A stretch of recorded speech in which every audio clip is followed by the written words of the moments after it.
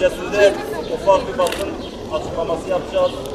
Sonrasında biz buradan Gürez Caddesi'ne aşağı ineceğiz. Güzergahımız öyle. Sayın İl Sağlık Müdürlüğü yöneticileri, çalışanları, öğrenciler ve değerli kıymetli basın mensuplarımız.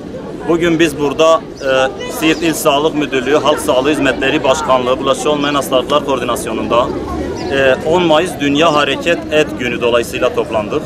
Bugünkü amacımız 10 Mayıs Dünya Hareket Et Günü kapsamında ilimizde bir yürüyüş etkinliği yapmak. Akabinde stadyumumuzda Gençlik Spor Müdürlüğü'nün antrenörleri ve spor kulüpleriyle beraber çeşitli etkinlikler yapmak.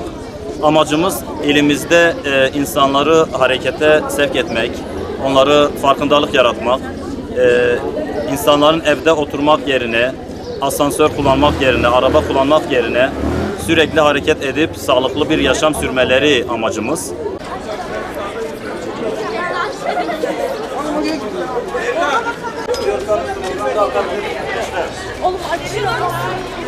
Hayat. Kansere inan, harekete hayat.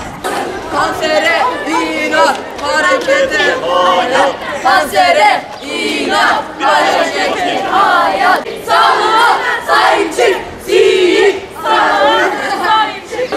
Kansere inan, harekete hayat. Kansere inan, harekete hayat. İnan, harekete hayat.